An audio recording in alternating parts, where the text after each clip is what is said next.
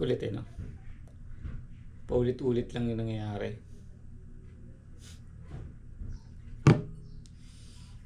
Ang buhay, parang repetition lang yan Talagang repetition lang, paulit-ulit. Hanggang sa magsawa ka. Hanggang sa magsawa kang ulitin yung nauulit.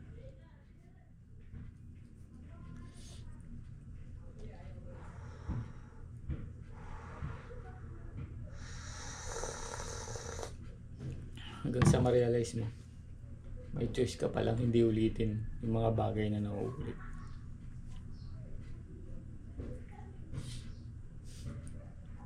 Minsan kala mo parang nauulit pero hindi naman talaga. May realize mo, wala pala talagang nauulit na pangyayari. Mas lalo pagka nasa fully present moment ka. Walang nauulit sa present moment kung nandun talaga yung isip mo sa 100% fully present now. Wala ka na makikitang naulit kasi pag sinabi mong naulit, nasa past ka na nun, di ba? Nabawasan na kagad yung present moment mo nun pagka sinabi mo, ay paulit-ulit nangyayari sa buhay. Pero ang totoo, walang nauulit. Kala mo lang kasi nakatambay ka dun sa nakaraan, sa past. Pero sa present, walang nauulit, never. May nauulit na pangyayari.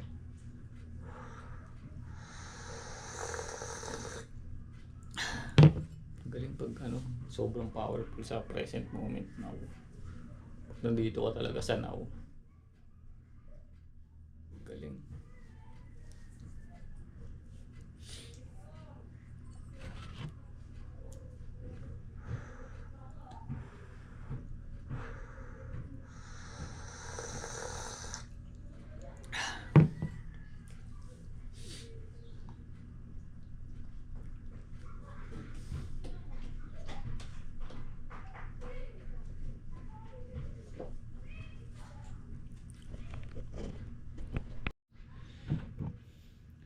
Ba't kaya ganun, no?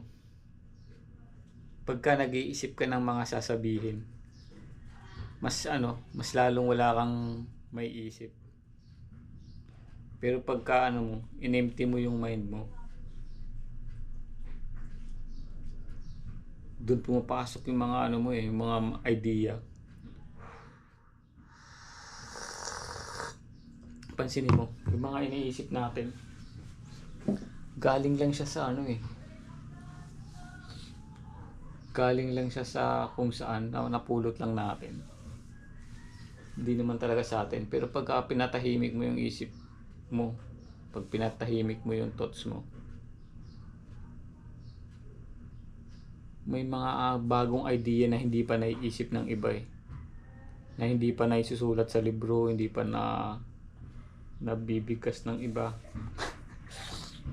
Nagbigkas ka ng ibang lengguwahe, no? Lalo ngayon, yung mga balita na naman ngayon, mga alien daw. Totoo yun, yung alien. Tinatago lang sa atin ng ng gobyerno. Parang lang yan, sa ilalim ng dagat, di ba? Marami tayong nakikitang mga elemento, mga kung ano-anong itsura. Parang ganun din sa sa kalangitan, sa universe. Marami diyan mga UFO, mga kakaibang itsura.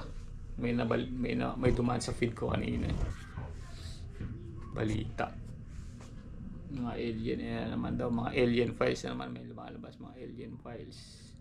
Lalabas daw ni Trump. Iba pa yun sa sa mga virus na lumalabas. Kulit mga pananakot nila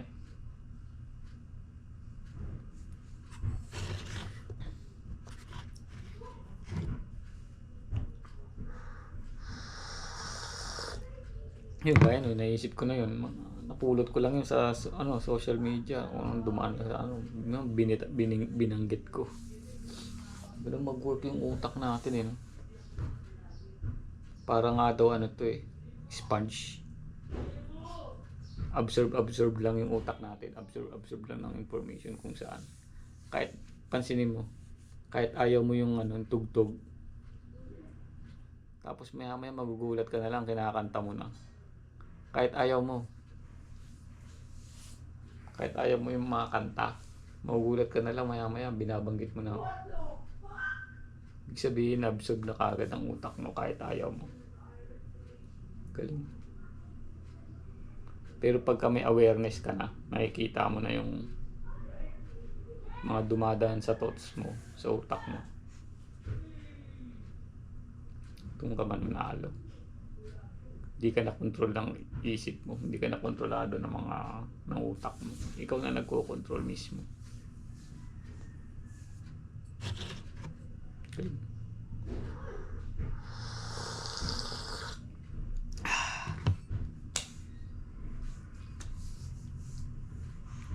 Yan, nagpupumilit na naman mag-isip yung isip ko.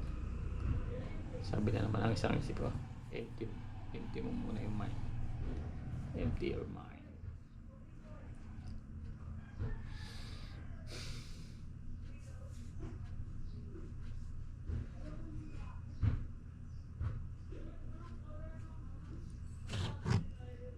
Kape tayo. Pangatlong kape ko na to eh. Fasting fuel.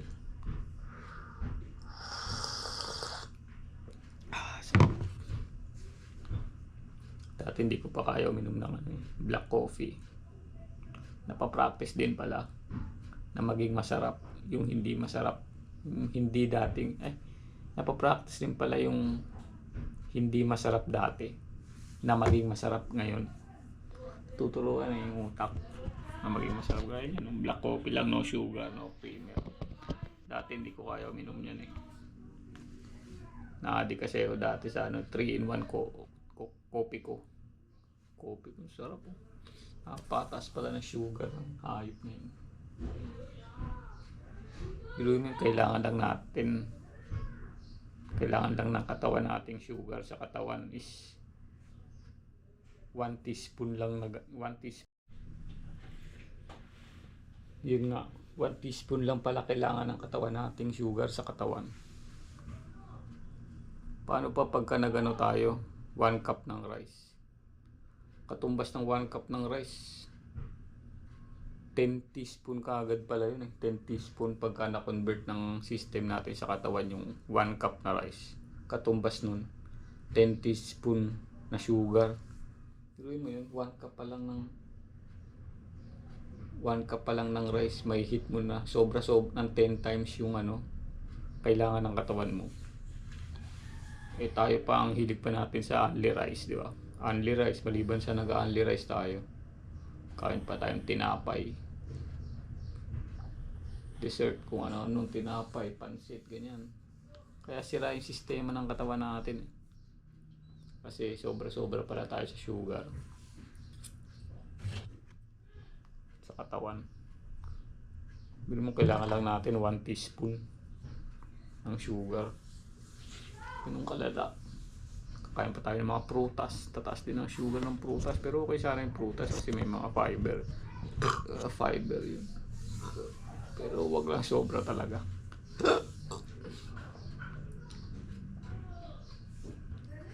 Ayun nga sa pag-aaral, yun nga. 1 teaspoon lang ang kailangan ng katawan natin para mag-function. Siguro yung mga athlete, yan mga 5 teaspoon siguro kailangan nun. Ay hindi rin. Nabiburn naman nila eh. Ako kailangan kumain sila ng sobra sa mga 10 teaspoon, mga ganyan. Kaya carbs, complex carb maganda.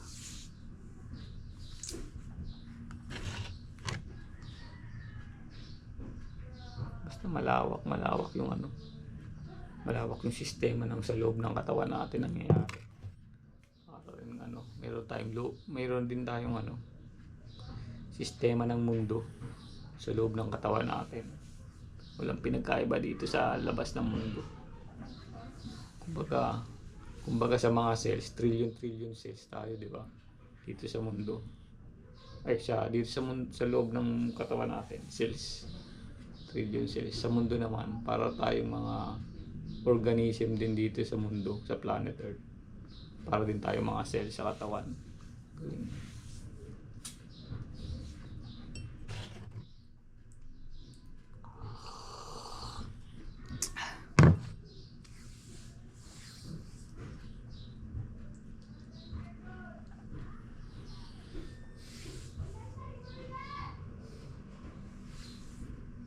Tapos tayo yung mga virus ng mundo. Tayo sumisira ng mundo kasi. Kumbaga tayo yung bad cells ng mundo. Kumbaga sa cells na katawan, siguro tayo yung mga bad cells. Tayo sumisira ng mundo eh. Lalo sa mga tulog. Siguro sa mga tulog yun. Yung mga sumisira ng mundo. May mga unconscious mind na sinasabi ni Eckhart, mga unconscious mind, mga tulog yun.